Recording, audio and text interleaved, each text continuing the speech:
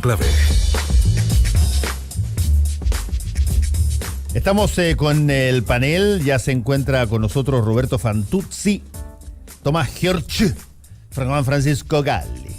Todos les tengo todos el toquecito de Fantuzzi. Puro inmigrante, ¿viste? Puros inmigrantes. Oye, ese es un buen tema para empezar. Empecemos. Somos todos inmigrantes y sin embargo el lío que hay es con los inmigrantes actuales, la discriminación, todos los líos con haitianos, colombianos, peruanos, bolivianos. A mí me recuerda. Pero somos italianos, origen alemán, judío alemán, no sé. Italiano, danés. Bueno, pero Ojos con ojos rubios y azules. No. Pelo rubio. Oye, efectivamente, cuando tú hablas con un inmigrante de ojos azules y pelo rubio, es el trato totalmente distinto y hay que ser justo. Y en eso se nota la discriminación de este país. Lo importante es que este país ándate de Recoleta. A mí me llamaba la atención cómo la gente de color ocupa todos los cargos. Es impresionante que tú vas a Mex, a Mex.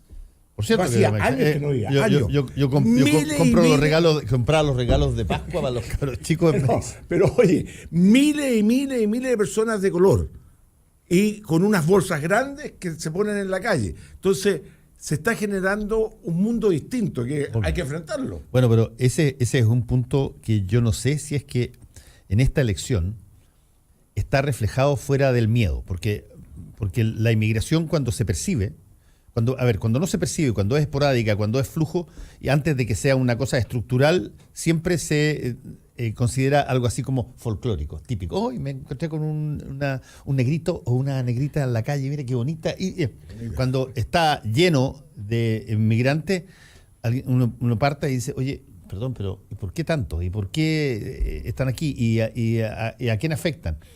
Yo me acuerdo en la elección de Trump, que entrevistan a una serie de personajes del exilio cubano en Miami. Y una de las cosas más notables que tenía la derecha del exilio cubano en Miami, que es muy dura, es que ellos estaban todos absolutamente convencidos, y lo decían además abiertamente, que los cubanos de la isla tenían que abandonar esa isla donde estaba el comunismo, pero no tenían que venir a Estados Unidos porque nos quitaron las pegas nosotros, y ya llegamos acá, decían, y se acabó. Ese fue un acierto de Trump y un error de Hillary, que es entender que el inmigrante de segunda generación no necesariamente tiene solidaridad, por el contrario, exacto. Tiene un rechazo no tenían con el nuevo cero solidaridad con el nuevo inmigrante. Decían, nosotros lo hicimos. El inmigrante de segunda generación tiende a sobrecargar la identificación con el país en el que está. De algún modo necesita ser validado, entonces aparece como alguien por la lógica del converso. Digamos. Claro, más chileno que nadie, más yanqui que nadie, etcétera. Y ponen mucha resistencia. Ahora yo te quiero decir, yo tengo mi oficina en el barrio Santiago Sur, al lado de Franklin, Rondizoni, por ahí. Y no existe una cuadra, no existe ni una, de Mata para allá, en que no veas una persona de color. No existe esa posibilidad. Un dominicano, un grupo de colombianos, peruanos, etcétera. Y el barrio es fantástico. El barrio tiene una diversidad maravillosa. Tiene las mismas dificultades que tiene cualquier barrio de Santiago. Me dirán que hay delincuencia, pero la delincuencia está repartida entre todos por igual. Pero hay una diversidad cultural, hay una diversidad de lenguas, de comida, de formas de tratarse. Y hay un vínculo entre vecinos que es muy, muy sólido. A mí me llama la atención. Y en Estación Central hay que levantarle un monumento al alcalde, porque está trabajando mucho con los inmigrantes. Porque no es fácil, porque también se forman algún tipo de mafias, porque la persona tiene que comer. Entonces, en un momento dado puede cometer un delito. Realmente el trabajo que está haciendo Delgado, creo que se llama el alcalde, es muy, muy, muy bueno. Sí, ahí el mismo Miguel Jaksic, que el pastor que lleva el servicio jesuita migrante, contaba que muchas de las tiendas de Estación Central que antes eran vendidas en pelota de fútbol, sale más provechoso para los dueños cerrar la cortina y hacer cubículos para arrendar a migrantes. Yo creo que tenemos que hacernos cargo de cómo administrar el flujo migración. Bueno, de hecho, puedo hacer una pregunta, a mí me llama la atención. ¿Quién ha ido a Patronato? Que era pura colonia árabe. Sí, pura, no existía. Y ahora son los coreanos y chinos, claro. Pero fíjate que cuando vinieron los coreanos y los chinos, no se notó tanto como hoy día es lo que está sucediendo. No, pero ojo, pues se bañaron de espacios que eran de otras colonias. Sí, ojo con la evolución, eso sí, porque si el problema aquí es la velocidad y cómo ha crecido en el tiempo. Yo quería decir dos cosas antes. Además, la migración no solo aporta en diversidad cultural y, no sé, hoy día la cultura gastronómica peruana, por ejemplo, cómo ha permeado en la sociedad chilena y ha mejorado, digamos, ¿no?, nuestra cultura gastronómica, sino que además hay que pensar en países que están pasando por crisis, como Venezuela. Hoy día está llegando mucho venezolano a Chile. Profesional y no profesional. Sí, no, pero gente que busca... Que antes no eran profesionales. No. Mucho profesional. Alguien decía, que creo que Ricardo Hausmann decía que hoy día escuché en otra radio... ¿Qué cosas puede decir Ricardo Hausmann? No, decía que... Fue profesor mío, un locazo, pero simpático. No, que en el EUNACOM, en el último examen de los médicos Chile, ¿no? Había mucho médico venezolano dando el examen para poder ejercer la medicina en Chile. Y lo que te demuestra... Hay mucho ecuatoriano y hay también algunos cubanos. Está bien, pero el cambio, si no te digo que hayan de otras nacionalidades, hay de todas las nacionalidades probablemente, pero el cambio en la tendencia de pasar de muy pocos venezolanos probablemente a un flujo que se empieza a notar, lo que te da muestra es que... Mira, yo tengo una premisa ahí. Un país que trata mal a los inmigrantes también es un país que trata mal a su propio pueblo. Y el trato a los inmigrantes refleja de algún modo cómo estás construyendo la sociedad. Las verdaderas sociedades se producen y hoy día el mundo es así por una interacción. Tú llegas y el ejemplo puede sonar un poco sutil, no me importa, tú llegas hoy día a Londres, llegas a Heathrow, al aeropuerto, te subes al metro que te lleva a Londres y hasta que veas el inglés clásico que tú te imaginas de las películas, así, la señora inglesa, puede pasar todo el trayecto. A un boy. Claro, un boy. Y lo mismo pasa en Nueva York, y lo mismo pasa hoy día en París, lo mismo pasa ya en Madrid, por ejemplo. Es decir, hoy día el mundo es un mundo interrelacionado, hoy día la gente circula. Lamentablemente todavía pueden circular con mayor libertad los capitales que en segundos se van de un lado para otro que las personas. A mí me toca ver acá las dificultades que ponen en la frontera, por ejemplo, en Libertadores, muchas veces para el paso de los peruanos, no hacia Argentina o desde Argentina a bolivianos hacia acá, y uno dice, es lamentable, en América Latina deberíamos avanzar hacia el libre tránsito. Vamos a tener este tema muy presente con el proyecto de ley y con la interpelación al ministro del Interior. Interpelación del ministro al ministro Mario Fernández la va a hacer Paulina Núñez, de Renovación Nacional, y claro, tenía que haber una chilenada entre medio. Era inevitable, porque la fecha que se colocó para la interpelación es el 5 de septiembre, que resulta que coincide con el partido clasificatorio de Chile para Rusia con Bolivia. Y por lo tanto están cavilando los parlamentarios si es que acaso no será mejor adelantarlo un día para que alguien vea la interpelación, digamos, y no la pesque. Pero el hecho es que la interpelación probablemente, y yo creo que en ese sentido puede ser sumamente útil, va a colocar el tema de la inmigración a través de este proyecto de ley y de las justificaciones que tenga el gobierno para no haber presentado todavía ese proyecto de ley. Va a colocarlo en un sitial que merece que se discuta en serio. Sí, es que se hace bien la interpelación, porque lamentablemente se han prestado más bien para un gallito político que para entender bien cuáles son los proyectos en que está o no está un determinado ministro. No, pero puedo hacer la pregunta el día 5. Sí, septiembre. Se sabía con mucha anticipación que iba a ser el partido en ese momento. Obvio. Sí, claro. Entonces, los políticos también... No, pero es que... Hay que ser harto gil. Mira, que lo estábamos comentando con Tomás. Déjame terminar la idea. Temas reglamentarias también. Sí, pero déjame terminar la idea. A mí me llamó mucha atención. Ayer fui invitado a un evento de ACIMET, Asociación de Industriales Metalúrgicos, que conviaron a los 5 economistas de los candidatos. La verdad que no dijeron nada nuevo. A mí, te prometo, me da vergüenza, porque se hablan las mismas cosas, porque la gran pregunta, ¿cómo volvemos a crecer al 4? Valente se llama uno de los... Sí, José Ramón Valente. No dijo nada. El que dijo algo, y le decía yo a Tomás, que lo felicité, un señor de barba que no lo conozco. A Tomás, porque venía de Frente Amplio. Algo creativo dijo. Pero el resto fue bastante. Osvaldo Rosales, que yo realmente me gusta mucho, porque tiene buena idea, también no dijo nada. ¿Pero qué pretenden encontrar? No, ¿Pretenden pero, oye, aquí un Piketty que salga? No, y que, no, que- y ahora- que no tenemos a esas personas en Chile. No, y como si fuera la fórmula, No, como que existiera esa oye, fórmula mágica. pero Oye, yo depende. quiero volver a lo de Oye, pero migraciones. por favor, Yo quiero ¿cómo? volver a los Es que migraciones, hagamos- porque está- Roberto, pero déjame, es decir, es que te vamos fuiste a a otro tema, quedar ¿nada pega- que?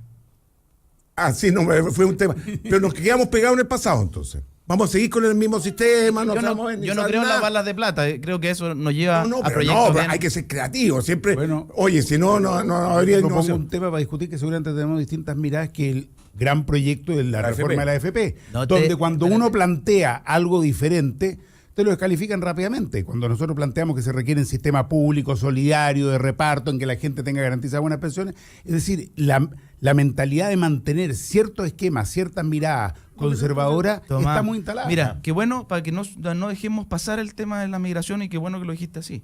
Porque déjame decirte algo. La regulación de las migraciones hoy día es del año 74. Así es. ¿Ah? Con una lógica del migrante, del extranjero, Y de la dictadura. como amenaza. Ya.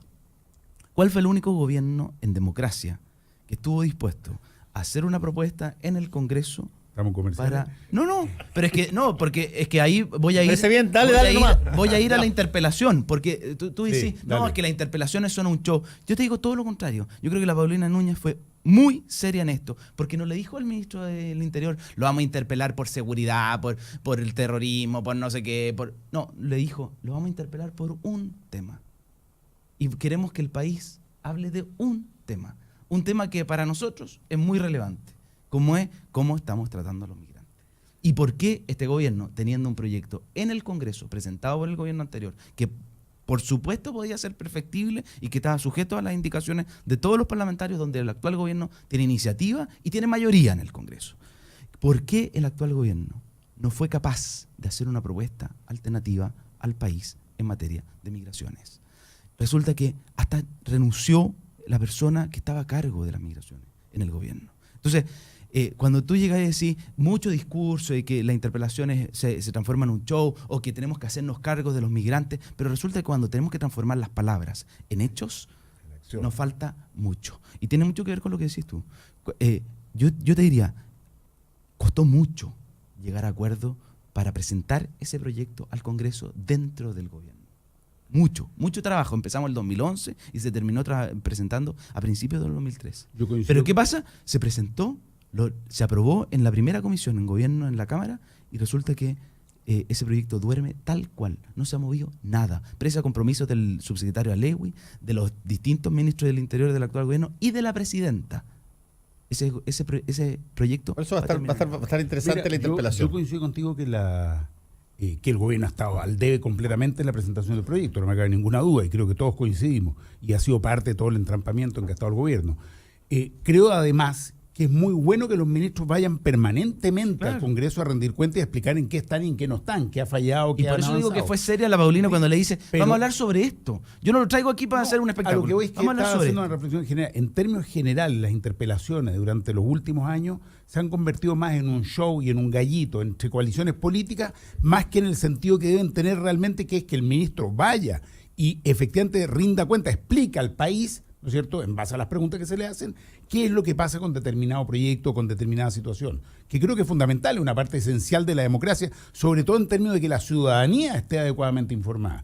Pero muchas interpelaciones han dejado mucho que desear en ese sentido y se han convertido, insisto, más en ver quién tiene más fuerza en ese debate. Pero yo voy a un punto que quiero instalarlo acá porque quizás tiene que ver con la empresa, Roberto, tiene que ver con la economía también, que voy a usar como analogía el fenómeno de los inmigrantes. Y que tiene que ver con cuándo uno percibe que un cambio está aquí para quedarse y cuándo es una cosa tópica o circunstancial, un evento. Nosotros somos, pero los que te digo, guaripolas de la ceguera voluntaria, que es un concepto muy interesante que más adelante puedo hacer referencia bibliográfica si quieren, pero la ceguera voluntaria básicamente es no estar dispuesto uno voluntariamente a no mirar aquello que eventualmente puede perjudicarnos en las ideas o en un factor, para ponerlo en términos muy precisos, que un factor de ceguera voluntaria fue cuando el expresidente Piñera menciona el concepto de los cómplices pasivos. ¿Y cómo lo define? Lo define por personas que pudiendo saber prefirieron no saber y pudiendo hacer algo prefirieron no hacer algo. Muchos de ellos lo hicieron porque si es que tenían que averiguar si algo pasaba, eventualmente les iba a chocar con su set de ideas o su set de cosas y por lo tanto para no afectar todo su esquema de ideales preferían no mirar. Es cuando la persona le ve a su señora o la señora al marido que llega 3 o 4 veces tarde y sabe que no está en la oficina, no se atreve a preguntarle de dónde viene por temor a que le diga, mira, te quiero sincerar contigo, la verdad es que estoy con otra persona. Prefieren no preguntar. Y en el caso de... políticas públicas nos pasa mucho. Nos pasa mucho, pero salvaje. En las empresas pasa mucho que el gallo sabe de que eventualmente alguien puede estar metiendo las manos, pero no se atreve a decirlo porque si lo dice de repente no es así, puede terminar siendo echado, en fin. El punto es que... muchas veces no decimos mirar. Pero ni hablar. Y por lo tanto, cuando tú percibes que un cambio es estructural, muchas veces es cuando es demasiado tarde para hacer algo al respecto que pueda ordenarlo. Fernando, y eso es lo que sucede en el caso de los migrantes. En el mundo empresarial, le puedo decir, fue, y lo dice Andrés Santa Cruz, el asunto de la AFP, que se sabía con bastante anticipación que no iba a rendir lo que se había ofrecido. Y lo dice, fue un error del mundo empresarial no darse cuenta anticipadamente. Es un error en eso, en las pensiones, pero no es un error en la capitalización e inversiones que hicieron en las empresas, porque eso también les interesaba que funcionara. En todo caso, con el fenómeno de no es un sistema de pensiones. Con el fenómeno... No, si tú creas un sistema de pensiones, no solo el aspecto económico, antes de entrar a un aspecto específico, con el tema de la ceguera además pasa algo bastante complicado, que es quien denuncia, devela una situación antes de tiempo, por llamarlo de algún modo, a su vez también es descalificado. Por supuesto. A nosotros, por ejemplo, nos pasó mucho eso, como una suerte de outsiders humanistas de la política en toda la primera etapa, cuando ya nos salimos de la concertación. El 93 denunciábamos, por ejemplo, la corrupción. El año 93 denunciábamos prácticas espurias, denunciábamos una serie de situaciones y éramos vistos como unos locos. Pero ustedes, ¿de qué están hablando? El año 99 tiramos la Constitución a la basura. Dijimos, esta Constitución no sirve, se nos trató de antipatriota. El programa de gobierno nuestro el año 99 era no más AFP. Así se llamaba, no más AFP. Bueno, en ese momento parecía loco. Cuando uno hablaba de terminar con la educación pagada y tener educación pública y gratuita, tú sabes lo que me decía la gente de mi sector en esa campaña, bien interesante. El año 99 nosotros planteamos educación pública, gratuita y de calidad. Los jóvenes de más a la izquierda en las universidades a las que yo iba me decían, no, pues compañero, arancel diferenciado. Arancel diferenciado. Eso era lo más revolucionario que se imaginaban. Y tú le decías, no, pues esto es un derecho. Entonces hay un tema, se producen estas ucronías fuera de tiempo. Es decir, hay la incapacidad de ver, no es solo el no querer ver, hay una suerte de incapacidad de ver lo que escapa de ciertos paradigmas. Por eso que es tan importante esto y tiene que ver con Gramsci, el cambio del sentido común. El momento en que el sentido común cambia, tú empiezas a ver otras cosas también. Y ese cambio de sentido común pero es fundamental. déjame plantearte, o ponerlo aquí como provocación, situaciones que pasaron, históricas, brutales. Cuando John Kennedy llega a la convicción absoluta de que la única fórmula a futuro es integrar los colegios y meter a los niños negros y a los niños blancos en los colegios públicos en las mismas salas de clase. Todo esto afectaba profundamente el sur de Estados Unidos. No estaba todavía cuajada la visión general, era una cosa absolutamente, la lógica del negrito de Harvard era pero una excepción. ¿Cómo lo hace? No sé si lo han visto, pero ¿cómo lo hace? Mira, agarra buses, van a las poblaciones, suben a los niñitos negros, los rodea la Guardia Civil con ametralladora y los lleva al colegio de los blancos y los mete adentro mientras todos los padres reclaman y les hacen, qué sé yo, bullying. Estos corredores de bullying. Sí. Y lo hace una vez y otra vez y otra vez y otra vez hasta que finalmente se cede y se transforma en una cuestión cultural. Sí, ahora, hay veces en que tú tienes que hacerlo a la fuerza. Sí, el problema es cómo saber cuándo eso resulta y cuándo no, porque la lógica, eso se parece también, Fernando, a la lógica refundacional. Fijáis de que yo tengo la convicción de que este es el camino que tenemos que seguir y lo impongo aunque no tenga la mayoría, aunque no tenga el acuerdo social. Y, lógico, claro, como por ejemplo la eliminación de la pena de muerte. Se impone contra la voluntad de la población que mayoritariamente la quería que se mantuviera. Pero también pasa lo contrario, que las poblaciones quieren ciertos cambios y las élites son mucho más conservadoras y reaccionarias. El caso de la ley de aborto por 3 causales, ¿no es cierto?, de la despenalización. Tú tienes que un 70, un 80% de la población está por las 3 causales. En los años 90, cuando nosotros planteamos el aborto, ni un 2 ni un 3%. Hoy día hay un 70%. Sin embargo, tú tienes todavía una élite que se resiste a entender que eso es lo que hoy día quieren los conjuntos humanos. Lo mismo pasa con el matrimonio igualitario, lo mismo pasa con la adopción oroparental, lo mismo pasa con el divorcio. Y si lo miras con todos los grandes cambios, en su momento hubo resistencia impresionante en ciertos sectores de la sociedad con que todos los niños fueran iguales. Yo quiero volver a lo tuyo de la ceguera. Que sí, 2 puntos muy cortos. Ceguera voluntaria. Sí, que hay algunas cosas que también creemos que hemos avanzado demasiado y que hemos sido revolucionarios y que no estamos viendo que los cambios tienen efecto. Por ejemplo, en la nueva regulación del financiamiento de la política, yo te diría, hemos avanzado, pero no estamos viendo que estamos generando de nuevo un caldo porque la regulación quedó mala, incentiva la irregularidad, obliga casi a mentir y por lo tanto ahí... Cosa que nosotros no es necesario que nos obliguen mucho, digamos. No, pero también... Tenemos cierta propulsión. Está bien, pero es peor cuando prometemos que una regulación apunta a evitar que tú mientas, sí, pero la regulación te incentiva... Te estoy bromeando. Pero quiero dar el punto de vista positivo. Sí. Volviendo a la migración, aquí nos estamos anticipando, pues, Fernando. Nos estamos anticipando. Lo hizo el gobierno de Sebastián Piñera en el 2013 fue anticiparse. Hoy día el flujo migratorio se duplicó de 2,5 a 4,5% de la población es población nacida en territorio extranjero. Entonces, todavía estamos lejos del 11%, 12% que tienen países europeos.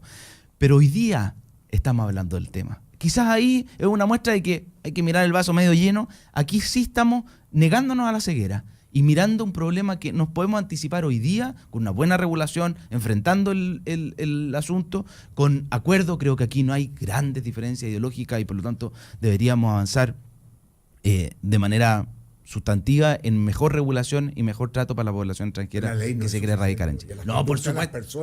A mí me llama mucho la atención porque yo trabajo en el centro y que se me acerca gente y habla contra los inmigrantes.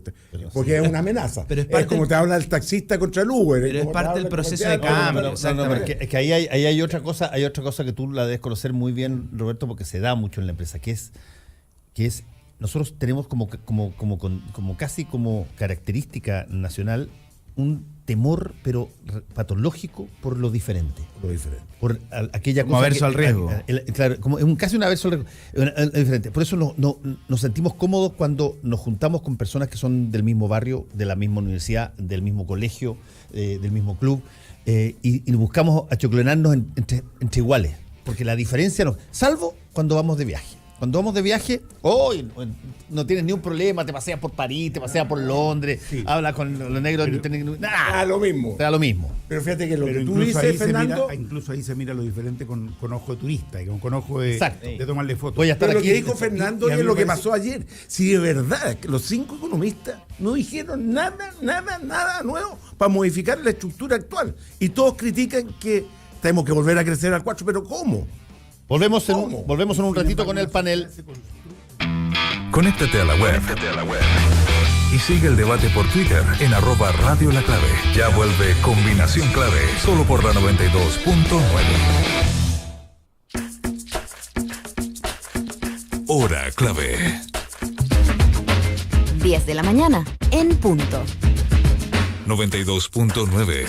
Somos como tú. Somos La Clave. ¿Qué es Brooksfield? La mezcla perfecta entre God Save the Queen y Buongiorno, principessa. Brooksfield, el exquisito estilo inglés y la tradición de la confección italiana. Así nació en Torino, Piamonte, hace más de 45 años como una forma de lograr lo mejor de esos dos mundos. El inconfundible estilo británico confeccionado por manos italianas. Brooksfield, encuéntralo en Casa Costanera, Portal La Dehesa y Alto Las Condes. Si tú eres de las que se preocupa de dar lo mejor a tu familia, la que da su receta por Facebook, la que da sin esperar nada a cambio, la que da ideas para el fin de semana, la que da consejos por WhatsApp, la que da orden y malcría, la que da permiso, la que da su hombro, la que da amor... Entonces, dale Manantial a tu familia, porque darles agua purificada les hace bien. Manantial no contiene cloro, es libre de sodio y es 100% pura. En Manantial despachamos gratis toda la pureza y frescura que merece tu familia. Contáctanos al 600-427-2200 o solicítalo en manantial.com. Manantial es vida. En el corazón de Providencia y a pasos del metro, Hotel Nogales and Convention Center. Un servicio de primer nivel con estacionamiento, Wi-Fi y desayuno incluido. En Hotel Nogales ponemos a su disposición nuestro centro de eventos con salones con capacidad hasta 400 personas.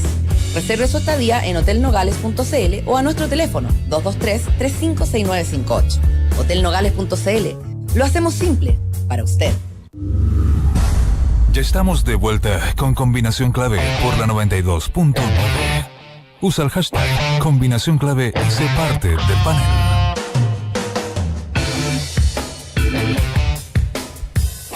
El primer café del día es el primer placer de la jornada. La clave es realizar la elección correcta. Un lungo de las cápsulas Nespresso nunca falla, ya que es una gama ideal para las mañanas, con 6 variedades y que se pueden combinar con leche. Nada para comenzar con un café de grano que se puede preparar en segundos, ideal para las mañanas.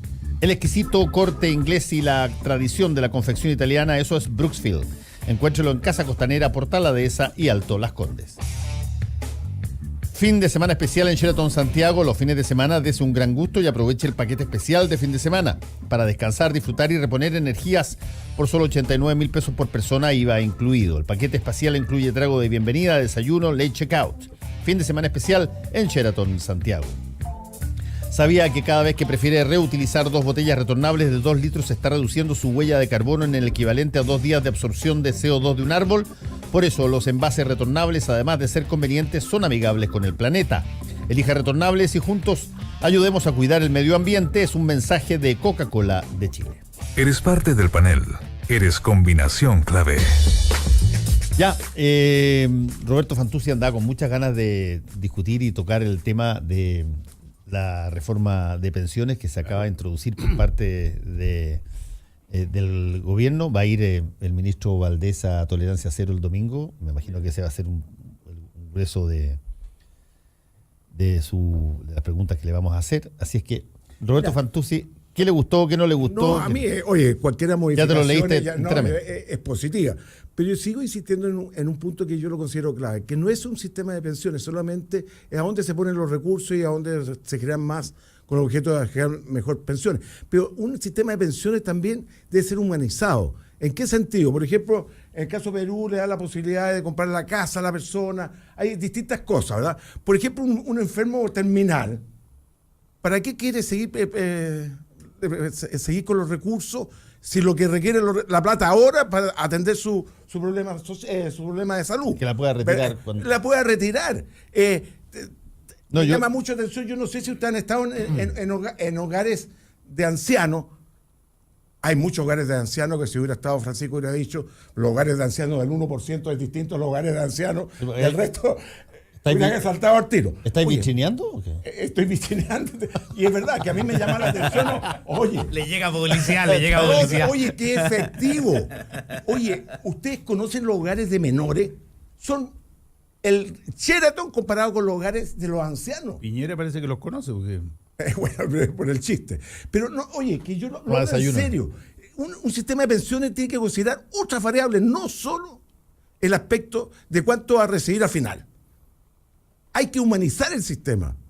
Y humanizar debería haber estado en este sistema de pensiones, no en otro. Bueno, tú sabes que la propuesta, el presidente Piñera hizo una propuesta alternativa a la propuesta del gobierno y que está englobada dentro de todo un programa de envejecimiento positivo, adulto mejor, le llamamos en términos, digamos, más... Está bueno el eslogan. Los slogans por lo menos le achuntaron. Sí, está bueno, adulto mejor está mejor que adulto mayor. Pero apunta justamente lo que decía Roberto, que es enfrentar a la mayor edad, no solo desde el punto de vista de los ingresos que estáis fuera del mercado del trabajo, sino que también de un bienestar o de una calidad de vida que sea aceptable para los adultos mayores. Ahora, respecto a la propuesta del gobierno, yo creo que mira, yo creo que es una... Yo te puedo agregar algo. Todavía... que hay un factor que es clave. Además, déjame que... Estoy echando de menos a Pancho Vidal. Déjame una cosa. Se siente liberado, se nota Pancho. Hay una cosa clave, que lo hacen en otros países, ¿eh? La prueba de la blancura donde invierten las empresas, esta AFP, teóricamente. Porque puede suceder que una inversión de una AFP estén explotando a trabajadores, pero que sean de alta rentabilidad. Y eso en otros países no se acepta. Entonces yo creo que tampoco... ¿Tiene que ver con la legislación laboral y de seguridad social? No necesariamente, porque yo puedo invertir plata chilena en países extranjeros en una empresa de alta rentabilidad. Y en esa empresa extranjera puede estar haciendo armas, por ejemplo, o haciendo cualquier otra cosa. Entonces también debería haber estado escrito esos temas que son fundamentales. Porque es la explotación del trabajador por el trabajador. Yo estoy de acuerdo. Oye, no, pero respecto a la propuesta... Juan Francisco Gadi, ahora sí. Ahora sí. Gracias, Roberto.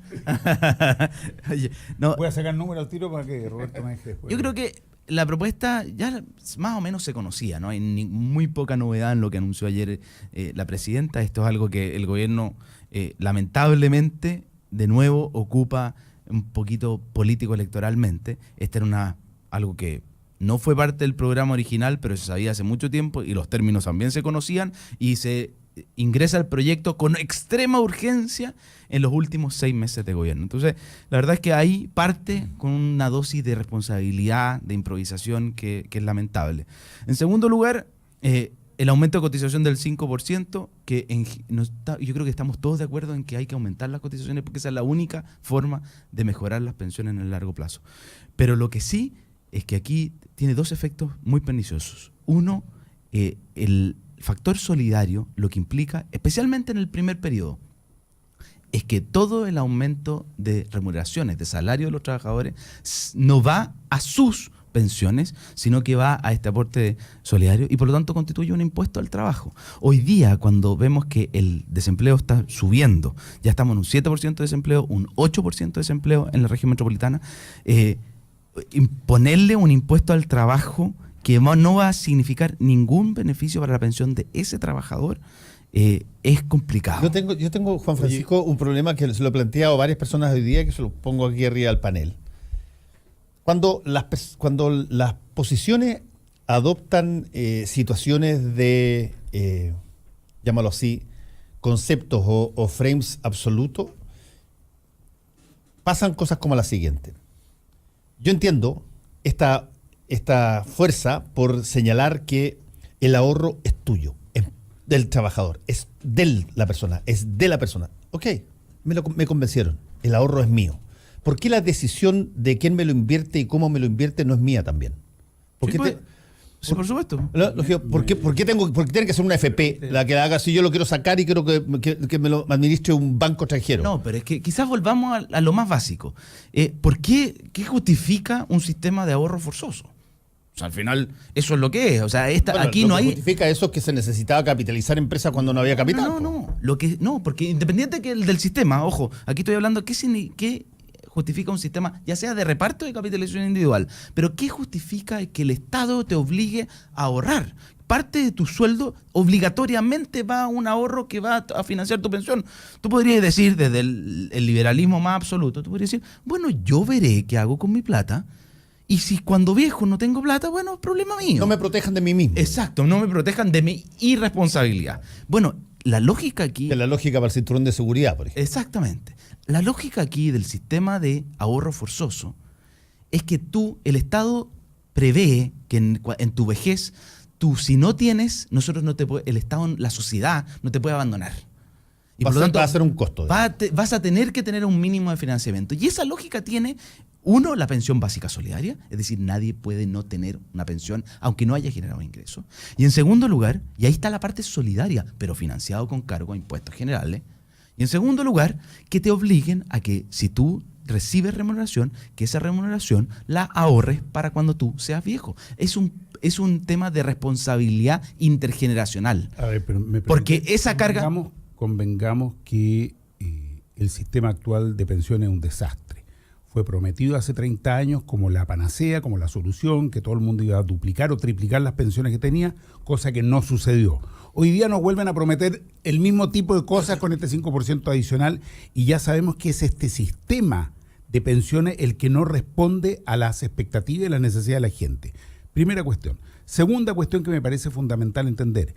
Hasta acá este sistema de pensiones sobre todo ha sido un gigantesco negocio para las AFP, que si tú mides en estos 30 años han hecho utilidades inconmensurables, y para los grupos económicos que se han beneficiado de capital a muy, muy bajo costo, sobre todo en relación a la utilización posterior de ese capital que en gran medida termina siendo demandado por los mismos trabajadores en distintas formas, como créditos de consumo, como productos encarecidos, en fin, como créditos bancarios y distintos temas. Ahora bien, se hace una reforma que evidentemente mejora respecto de lo que tenemos hasta acá, porque es un desastre, porque no está respondiendo a las necesidades de pensión de la ciudadanía.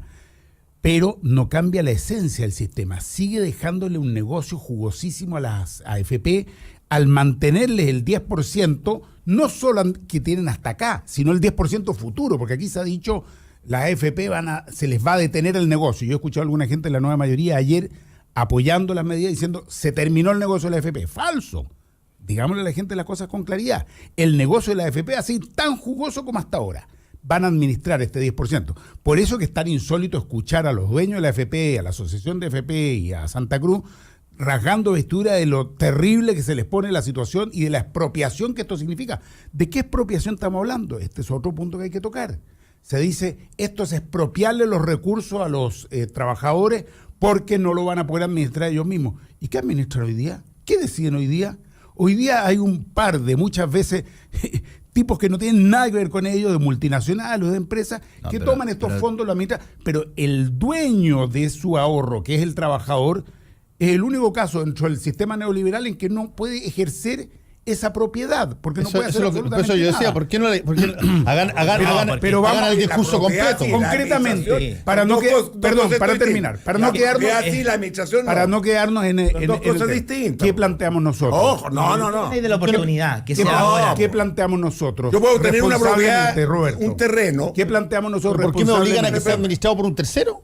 En primer lugar, eso lo comparto. ¿qué planteamos nosotros? En primer lugar, eso lo comparto. ¿Por qué tienen que ser ellos? ¿Qué planteamos nosotros como Frente Amplio para hablar de propuestas? En primer lugar, que tiene que haber un sistema público, que el sistema tiene que ser un sistema solidario. Eso que se descalifica de la solidaridad, por el contrario, los sistemas solidarios, bien administrados, cuando tienen reservas técnicas, cuando se hacen en el modo adecuado, no como se hacía hace 30 o 40 años, supuesto el tuyo. Como hoy día se han estado haciendo. Como lo hace el IPS, por ejemplo, que tiene 19 millones de dólares que no sabe si los pagó o no los pagó. Como lo hace el Banco Central, que es un ente autónomo que está funcionando. Por favor, además los 19 millones del IPS, bueno, no quiero cambiarme de tema. Fue la Contraloría, no fui yo. No, lo que se está diciendo es que hay mucha cuestión que investigar, como las hay en Carabineros, como las hay en la Fuerza Armada, como las hay por todos lados. Por supuesto. Y las comisiones pero fantasmas, y siempre no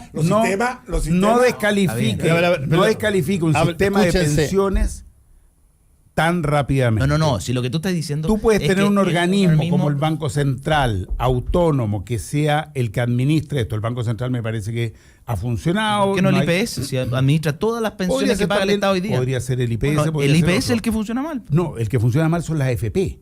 El que funciona mal son las AFP, que tienen comisiones ocultas, que le han cobrado a los trabajadores muchísimo más, que tiene el costo de comisión más alto de la historia. Si eso lo vamos, tiene eso un hay que corregirlo. Pero lo han mayor mantenido, competencia, ahí está la gobierno, propuesta. se ha mantenido durante 30 años. Por el contrario, ellos son los que han financiado a buena parte del duopolio. ¿Qué lo van a querer corregir? ¿Qué lo van a querer corregir si han estado amarrados de mano por ellos mismos? No me digas que no. Ahí están como directores, exministros de las dos coaliciones. ¿Qué lo van a querer corregir? Ha sido negocio redondo, están involucrados, están totalmente casados. Hay una situación incestuosa entre dueños de AFP y el duopolio político que ha regido este país. Eso ya se corrigió, volver a un discurso antiguo. No, es lo que está afectando hasta hoy. Mira, yo tengo una cosa. Hay algo de verdad. Pero eso ya se corrigió. El lobby que vas a ver en los próximos meses y probablemente años, porque efectivamente se está presentando este proyecto de ley, es muy probable que no se va a aprobar durante este gobierno.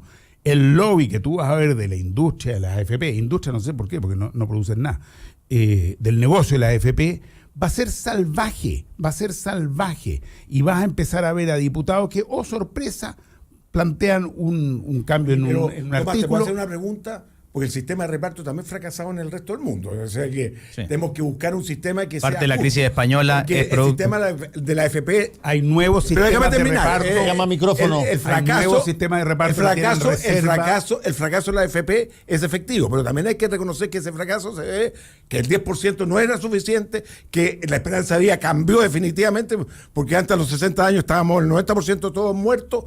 El mundo cambió. Entonces, y la AFP, el pecado de ellos es que no se ajustaron al sistema. Claro. Y ellos deberían haberlo dicho anticipadamente. No que la economía se haya dado cuenta cuando ya era la AFP debieron haber dicho, no vamos a poder cumplir lo que cuando se nos hizo. Oye, mira, los alemanes, yo me acuerdo. Déjame contarte una cosa alemana. ¿Sabes qué? Estoy realmente echando de menos a Pancho Vidal, por lo menos él cuando habla todos lo escuchan.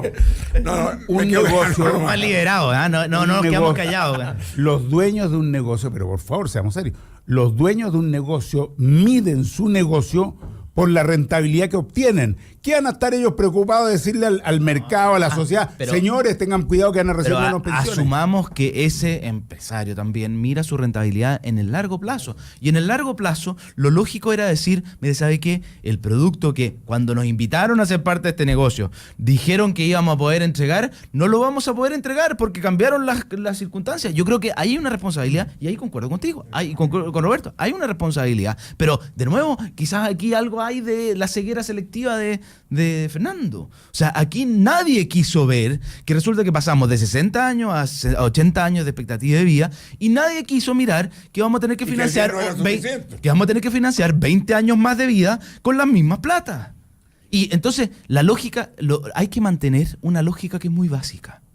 A mayor ahorro, mayor pensión. A mí me preocupa, a mayor ahorro y por lo tanto, cuidado con desincentivar el ahorro. A mí me preocupa que una vez más el gobierno, y esto me recuerda mucho la reforma tributaria, la reforma laboral, una vez más trata de hacer una reforma sin tocar la esencia misma de un sistema. Es decir, mantiene un sistema, un modelo, y creo que esto tiene que ver con las pugnas que hay en el interior de la nueva mayoría y con las presiones que se ejercen y con una cierta dificultad que tiene la presidenta para jugársela efectivamente por un cambio estructural y profundo al modelo.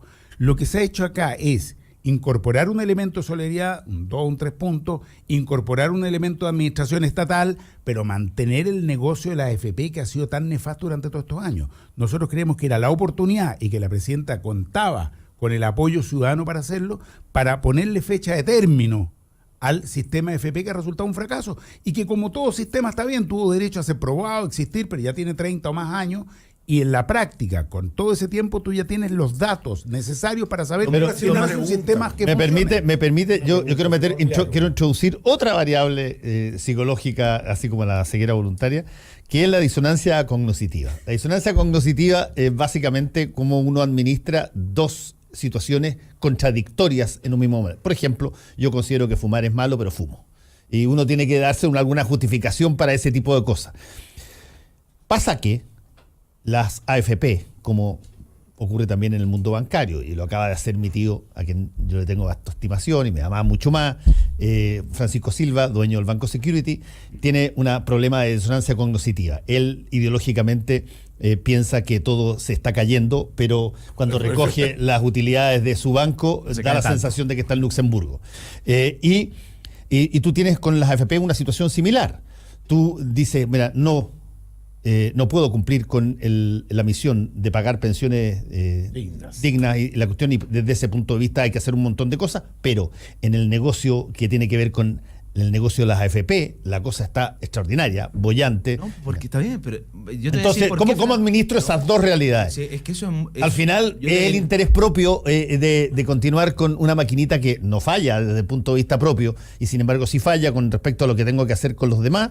No, si hay algo que no le podíamos pedir a la AFP es que si se iban a encontrar con este problema, sacrificaran su rentabilidad para aumentar las pensiones. Por lo demás, tampoco hubieran aumentado demasiado las pensiones, aunque lo hubiéramos destinado toda la rentabilidad a la AFP.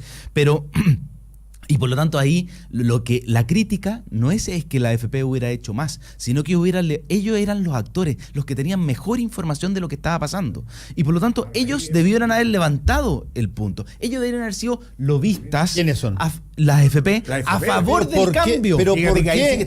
¿Pero por qué van a hacer un cambio que les va en contra de su negocio? Al revés. Yo estoy totalmente contra la AFP. Pero pedirle a ellos aumentar la tasa de cotización. Yo estoy totalmente contra el sistema de FP, pero pedirle a ellos que se hagan un suicidio planificado. No es un suicidio al revés. Pero... Perdón. Pero que ellos, ¿no es cierto?, digan, fíjense señores, que nosotros estamos teniendo una utilidad exorbitante, pero que las pensiones que vamos a entregar no son las adecuadas. Así que proponemos cambiar el sistema. Evidentemente que no lo iban a hacer. En este sentido, la responsabilidad justamente no es de ella, es la responsabilidad del Estado, de los gobiernos, de los partidos políticos, del Parlamento, que han estado, y digámoslo claramente, cooptados completamente por su involucramiento en el negocio de la AFP por dos vías, por la vía del financiamiento y por la vía de los cargos con esta puerta giratoria. Hacerle una pregunta. Oye, ¿cómo hace gratis? ¿No puede ser gratis la administración? Alguien la va a tener que pagar porque ese 5%, por supuesto, sí. Hay costos involucrados de administración a lo menos. No, pues si es con cargo a los fondos más encima. Es con cargo a los fondos. Entonces tiene costo. Por supuesto que Entonces, tiene ¿por qué costo? dice que es sin costo? No, porque, no, porque no tiene costo adicional. Pero sobre el 5%. No va a cobrar comisión. ¿De dónde van a sacar los fondos? No, la AFP son muy frecas porque están diciendo nosotros podríamos haber administrado esto sin costo. Mentira. Yo tampoco le creo eso. La verdad es que la respuesta de ayer de la gente del mundo de la AFP fue muy pobre. Oye, es decir, yo quiero, porque además directamente empezaron a mentir, a decir, nosotros podríamos administrar esto, tenemos la estructura y lo hacemos sin costo. Entonces que se comprometan a que efectivamente no van a cobrar comisiones. Pero yo encuentro además eso es irreal, porque lo que hay que hacer es pagarle una justa remuneración a quien administra los recursos, eso sin duda. No, pero yo quiero levantar un punto. Aquí hay una gran falla. La gran omisión del proyecto del gobierno es que no se hace cargo ni fortalece el pilar solidario ni el aporte previsional solidario. ¿Qué pasa? 2%. No. ¿Y en qué se va a ser utilizado en un fondo de ahorro que va distribuido parejo para todos. Entonces, esto es solidario. No, pero ojo que la pensión solidaria es la que recibe a aquellas personas que no cumplen con las condiciones, la gente más vulnerable de este país. Y obviamente, una reforma previsional tendría que haber venido con un aumento de las pensiones de aquellas personas que reciben menos ingresos. Yo creo que esa es la gran falla de esta propuesta. No hay, se apunta, incluso aquí le vamos a cargar la mano a trabajadores que reciben el sueldo mínimo para pagar pensiones muy por sobre el sueldo mínimo. Y eso es regresivo, hay que hacerse cargo de ese asunto. Yo tengo una gran duda, Tomás. Oye, Tomás. Porque le va a subir 5% en la Constitución. Tomás. Todo el No, a él no le va a subir. Bueno, perdón. Sí, no, pues, sí, es que, Tomás. perdón, señoras y auditoras, como dice bien Pancho Vila, lo que estás diciendo no es correcto. El 5% adicional no va a ser pagado por los trabajadores que reciben el sueldo mínimo, y es muy importante aclararlo, has dicho algo que no es. Eso lo va a ir pagando el empleador con el agregado de un punto anual. Te lo pongo de otra manera. Estimados señores trabajadores, el 1% de aumento de sueldo, porque es un aumento de sueldo, su sueldo bruto va a ser más alto en el futuro, el 1% de su aumento de sueldo ahora no va a ir a su sueldo, va a ir a este fondo, del cual usted no va a recibir ni pensión propia y va a ir a financiar. O sea, cualquier menor... ¿Cómo que no? Cualquier persona menor de 50 años hoy día, cuando se aplica se aplicara este proyecto, el 1% adicional que va a cotizar no va a ir a su pensión, ni directa ni indirectamente. ¿Y por qué? Porque entonces, ¿y ese 1% pudo haber sido en el futuro un aumento de su sueldo? Sí, podría haber sido, pero no le han aumentado el sueldo. O sea, ahora la derecha habla de aumento de sueldo cuando en realidad lo que la ha caracterizado es una mezquindad absoluta en términos de aumentar los sueldos reales. Entonces, me llama la atención. Los salarios reales cuando más crecieron fueron el gobierno del presidente Piñera. Los salarios reales... Y este gobierno ha sido un fracaso en eso. Sí, efectivamente. Sí. Y vienen siendo un fracaso los gobiernos de la derecha y los gobiernos de la concertación. Y lo sabemos muy bien que son salarios mínimos bajísimos, con una distribución del ingreso que es pésima, con una rentabilidad del capital que está muy sobrevalorada respecto a la rentabilidad que tiene el trabajo en nuestro país. Así que me parece que eso está claro para todo el mundo, sabemos cuántos son los sueldos promedios, sabemos cuáles son las condiciones de vida que tiene una gran mayoría de los chilenos. Pero más allá de eso, insisto, nosotros tenemos que desarrollar un sistema de pensiones que garantice que después de aportarle al país 30, 40 años de esfuerzo, efectivamente se tenga una pensión digna. Hoy día la tasa de reemplazo que se obtiene por las pensiones es bajísima. Yo no sé si hoy día está en el 32, 30 y tanto por ciento, o incluso mucho menos en algunos casos el 14%. Pero, con Tomás, ¿cuál es la solución para eso? La solución ahorrar más. Sí, eso un elemento de mayor ahorro, efectivamente, y creo que es fundamental que sea tripartito. Tiene que ser del trabajador, tiene que ser del empleador y tiene que ser del Estado. Aquí tiene que haber un aporte de las Ahora, tres ¿cómo partes. lo hace una persona que te gana 450 lucas y tiene 2 hijos para ahorrar más? Imposible, pues. ¿Cómo lo hace? De hecho, porque no cuesta nada decir en una frase como hay que ahorrar más. Okay. ¿Cómo lo hace el chileno real, medio, promedio, que gana 500 con lucas? cargo del empleador en el sistema entre diversos niveles de ingreso y diversos niveles generacionales, es decir, intergeneracionalmente. Tiene que haber solidaridad doble. Pero tú tienes que tener mecanismos de solidaridad entre aquel que gana grandes niveles, 1 millón, 2 millones, 3 millones de pesos, y ese que tiene 450.000 pesos, que por diversas circunstancias gana ese sueldo y no tiene capacidad de ahorro como para garantizarse una buena jubilación. ¿Hay que contradictorio con el proyecto? Fíjate en algo, Fernando. A ver. Hoy día, ¿quiénes van a pagar esto? Son los trabajadores formales. Es decir, el gallo que gana entre el sueldo mínimo y el tope de cotización. Hoy día 2 millones. ¿No es cierto? Entonces, ese rango se aumenta el rango, o sea, a 3 millones. Pero entonces, ese el trabajador formal es el que va a pagar el cargo para pagar las pensiones de todos. Pero resulta que hay un montón de gente, por ejemplo, la gran mayoría de los personas de más alto ingreso en este país no son empleados, no tienen un contrato de trabajo. Y cotizan si quieren. ¿Cuál fue el gobierno que prorrogó la entrada en vigencia de la obligación de las boletas honorarias de cotizar? Eso es importante. No. ¿Cuál gobierno? No, fue la época de la Bachelet. Las modificaciones de las leyes sociales. Que después no pudo ni Piñera ni este gobierno tampoco. Entraba en vigencia el año 2016. Y se ha postergado. Se ha postergado. Que es un error garrafal. Obvio, porque ¿qué pasa? Entonces estamos cargándole la mano a los trabajadores que ganan entre el sueldo mínimo y 3 millones de pesos. A los trabajadores formales. Tomás, déjame hacerte una pregunta técnica. Con el ánimo de enriquecer el tema. Un sistema de reparto también revienta. Entonces no puede ser puro el sistema. Fíjate, cuando yo fui a Alemania unos 20 años atrás, habían 7 alemanes que financiaban un pasivo. Ahora son 2 alemanes que financian al mismo pasivo. Entonces todos los sistemas van a tener que reventar porque cambió la estructura de la vida. No, que tiene que ser mixto, tiene que ser un sistema distinto. Sí, lo que cambió, no puede ser puro. Lo que cambió un poco lo que dice Juan Francisco, tiene razón en eso, y eso uno seguir a voluntaria nuevamente no lo ha mirado. Lo que cambió en gran medida es que las expectativas de vida cambiaron totalmente. Entonces tú estás financiando 20 años en vez de estar financiando 7, y la gente hoy día, hay una realidad que la gente hoy día no tiene ni el menor interés en morirse cuando la expectativa de vida dice y hay otro factor. Oye, perdón, el último. Por eso que y otro antecedente. Oye, yo lo encuentro el colmo. No, pero déjame decirte. No es así, Roberto. Tenemos que ir. El último antecedente. Los milenios. Estás preguntando algo, entonces yo te lo quiero responder. Hoy día no se trata de volver a los sistemas de reparto del año 40 y del año 50. No, es que me lo estabas preguntando, pero te lo estabas respondiendo tú mismo, entonces es raro.